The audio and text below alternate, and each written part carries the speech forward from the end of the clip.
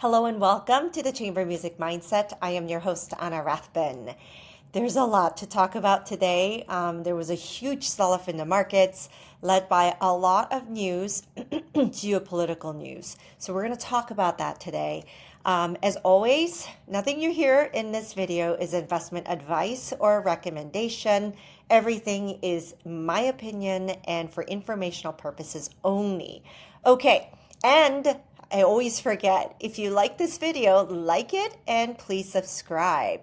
All right, let's get started with the market update. The S&P 500 index and the NASDAQ index actually fell more than 2% today. It was a big sell-off, very, very volatile trading session. A lot of it was induced by the tariffs, additional tariffs that were, I don't think they're levied yet, but they were certainly threatened. What am I talking about? The latest is additional 10% tariffs on European countries that oppose US's annexation of Greenland. So that came into news over the weekend. Yesterday there was no trading because of the Martin Luther King Jr.'s holiday. But today, when the market opened, it was in the red. Yesterday, international markets also didn't react very well. So certainly a down day. There was also a little bit lost in the shuffle, a 25% additional tariffs on any country that trades with Iran. So that was another thing that came out, but it was so long ago, it feels like it was only a few days ago, but so long ago that it's not even news anymore. Okay, so why did we react this way? Politics has been a topic forever, for a long, long time. And we've been going through this for months. So why was there a sell-off today? It felt like Liberation Day Part 2. If you take yourself back to April 2nd of 2025, last year, less than a year ago, we had the day, Liberation Day, when tariffs were announced against, levied against various countries, and different countries received different tariffs. And this came out, markets sold off. Market sold off way too much, bounced back. And so if you got scared and sold, then you would have missed out on one of the best comebacks in recent memories. And the S&P 500 ended up reaching multiple record highs. So it was definitely a sort of like a bull market sentiment. Now, it felt like part 2 or deja vu of Liberation Day because the markets continue to fall. What it is part of it is the reintroduction of utilizing tariffs as a negotiating tool for various other endeavors, right? So the endeavor right now, especially for European countries, is for the United States to be able to annex Greenland and take over the territory for military purposes. And of course, right now it is a territory of Denmark, right? So that's why Europe is involved here. And I don't know about you, but I wouldn't like it if somebody told me they were going to take over my property, right? So this has caused a lot of consternation, certainly in the international circles. And the latest has been, okay, then we're just going to bring back the tariffs. Why don't the markets like this? Look, we had the tariff turmoil earlier last year. And then what happened was the markets observed that it brought people together, sat at the table, across from the table, each other, and they just negotiated it, right? And usually negotiated it down to something more reasonable. We don't like tariffs. Tariffs are a tax. It's a tax on the American people. So we don't like them, but at least it wasn't like a really, really high number, like 50%, right? If you ended up with 10 or 15, okay, it's better. So that was sort of the MO. So the markets were like, okay, so we're in the negotiating phase. Once you have, a handshake agreement on where the tariffs are going to be, that's when the work begins. Then the diplomats sit down together in front of each other at a table and they work out the details because we're not trading just one thing with each other. Like Germany and us, we don't just trade cars. There are a lot of other things that go back and forth. Same thing with China, etc. So those details have to be worked out. And frankly, they hadn't been finalized. So when you throw additional tariffs on top of that, it throws a wrench in the process. It takes all the work that's been done up until this point out the window, or it feels like it, right? And it introduces more uncertainty to business owners that rely on trade. Okay, so markets don't like it. The other thing is when markets are at all-time highs and valuations are high, sometimes it takes certain kind of news to induce a sell-off. It just does. It's just the fear gauge of the markets. So, this time around it was the additional tariffs, but I think for good reason, right? Because if you're a business owner, how can you make plans for 6 months or 12 months ahead when maybe 10% will turn into 15, maybe to 20%? You just don't know. The rules of the game are being changed, right? And the barometer continues to change on you. So, how are you supposed to make plans, right? So we saw a sell-off. Now let's talk about Greenland. For me, the joke was that Greenland and Iceland both have the wrong names, right? Iceland should be Greenland, Greenland should be Iceland, because Greenland has a lot of land that isn't usable, right? Whereas Iceland is this beautiful place. They should swap names. That was to the extent that I knew about Greenland. And that it's very large land mass, in the Atlantic, Northern Atlantic, Arctic Ocean. Okay. And when it started to garner attention, first with China going in there and trying to, I guess, look for natural resources, exploration, I thought to myself, it's about the resources. And then we started to talk about Greenland more during the first Trump administration. And I thought, okay, it's a resource thing. And then it kept talking about Greenland resource thing until somebody showed me a map from the polar map, right? So you've got the Arctic Circle, and then you've got you've got Greenland, you've got the North America, you've got Asia, and then you realize that geographically speaking, it's strategically placed where it really, if you were to launch an intercontinental missile from Russia, whoop, Greenland is like right there, right? So if you want to intercept it, Greenland is really important. So it's really the placement of the island. Okay, that's all fine and dandy. It's a strategically important place for the military, for North America, and namely the United States. Now, do we need to annex it? What I'm hearing is that no, we already have military bases there, and it's really a territory of a friend at Denmark, so we could work something out, right? And there is something called NATO, and we could probably bolster and bring purpose to NATO and build something there. That's what I'm thinking. That's me though. Like I'm not I'm not in the military, so I don't know, but that is my thinking. So this annexation has caused a lot of consternation, this talk of it. It's causing a lot of rift between the United States and European countries. Right now, a lot of those leaders are in Davos, Switzerland for the World Economic Forum.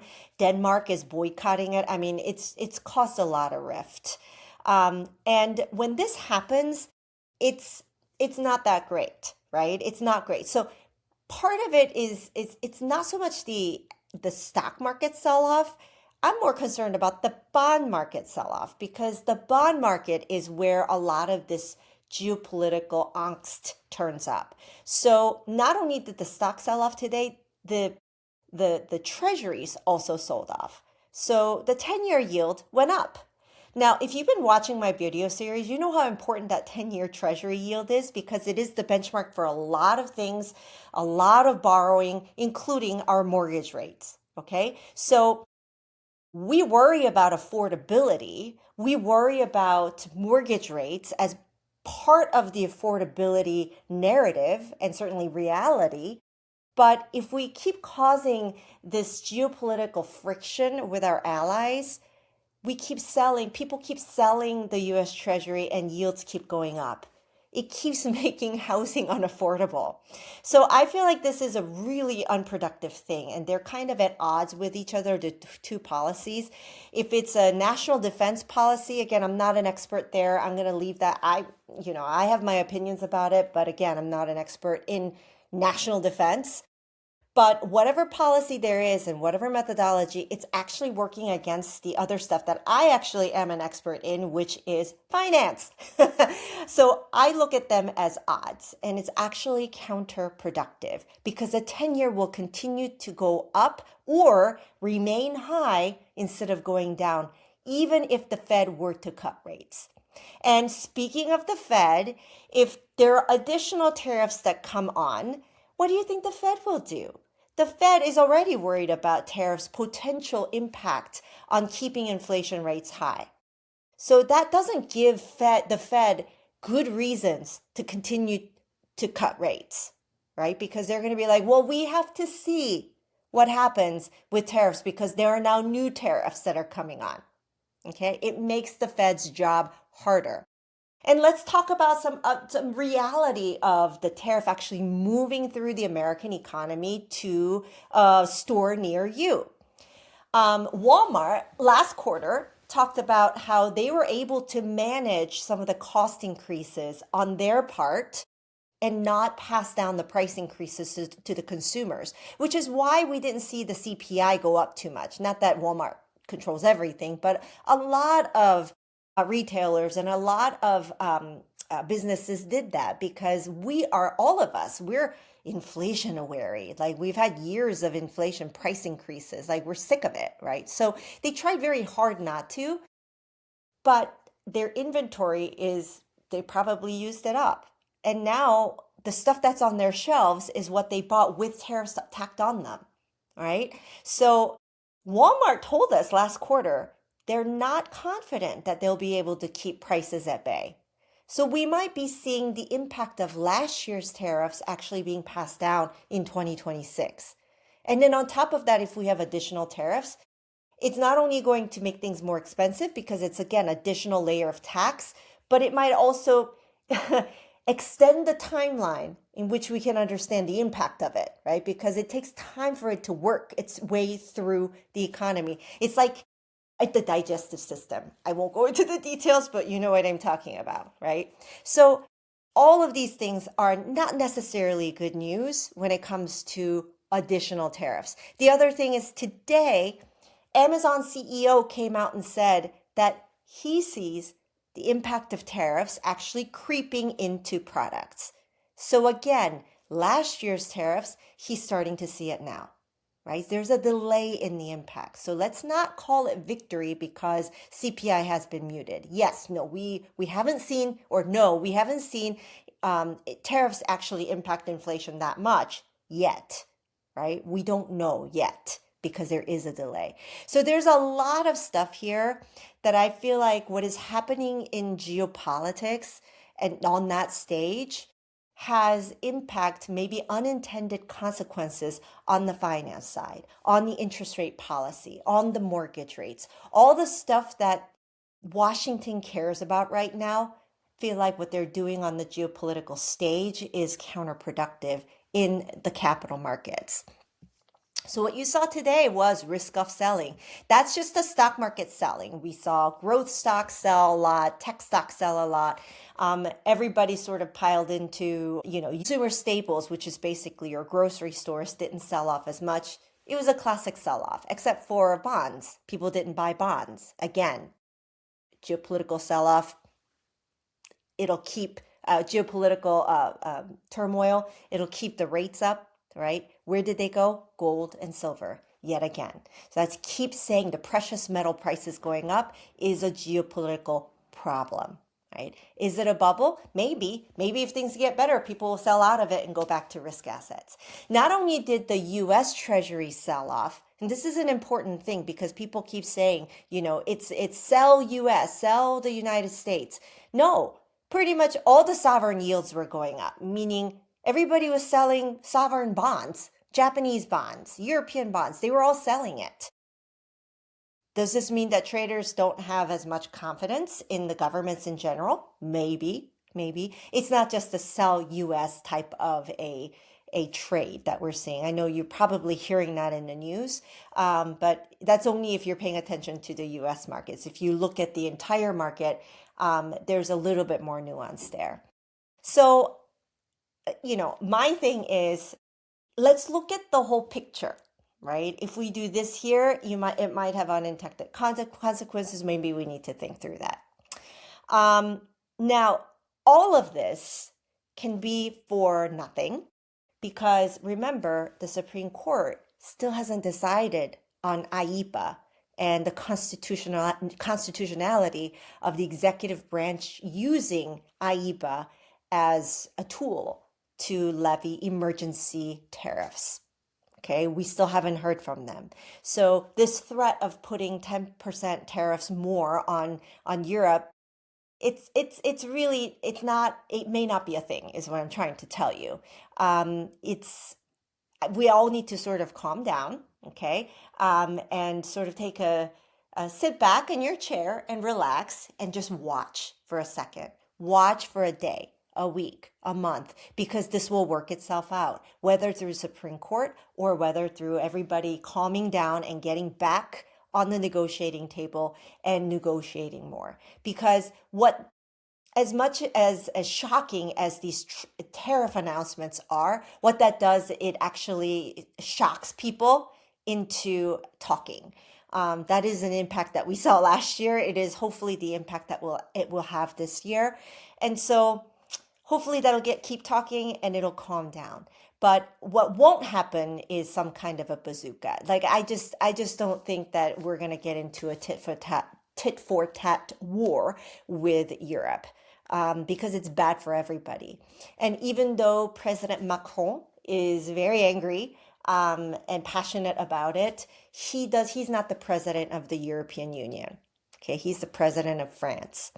And he may try to persuade the other members of the European Union to get behind his cause, but there are a lot of other European country leaders like Germany who have other interests. For example, Germany exports a lot to the United States. It's an export-oriented country. It matters more to them than it does to France. And so it's going to be hard to get a consensus, in my opinion, inside of the European Union to have one tool to retaliate against the US. They might, but it's not going to be as easy as President Macron just getting angry, right? So please don't panic. It is Liberation Part 2. We already lived through it last year. We can live through it again. Markets will gyrate. That's sort of a given. The volatility in equity markets is a given thing. We don't need to have an emotional reaction to it. And remember, if you're a long-term investor, hopefully your portfolio is diversified so you didn't have all like growth stocks that fell the most today, right? This is why we talk about a diversified portfolio, because sometimes things can come from the left field that can actually provide a shock to the markets, and different stocks react differently. And sometimes the catalyst is positive and different stocks react differently. So it is best to have a diversified portfolio. If you are a long-term investor, hold tight, okay? Volatility is just part of the game. Sometimes it comes, sometimes it goes. Okay, so that is all for today. That is all I wanted to talk about, because today there was a sell-off, and instead of making the video tomorrow, I just decided to make it today so that it's a little bit more timely for you. All right, there are other economic data related stuff I wanted to talk about this week, but this is it for today. Hopefully next week we can get caught up on some of the data that we're getting from the government and the market reaction to it, if there is any. All right, thanks for tuning in. Like and subscribe, and have a wonderful week.